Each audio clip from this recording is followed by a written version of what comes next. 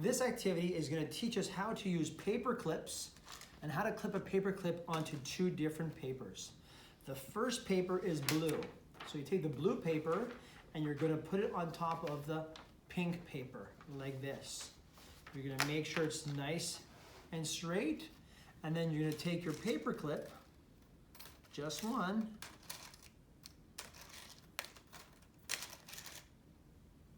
and we're going to put the paper clip on the paper at the top left-hand corner.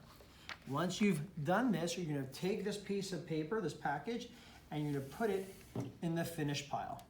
We'll do one more. Blue paper goes on top of the pink paper.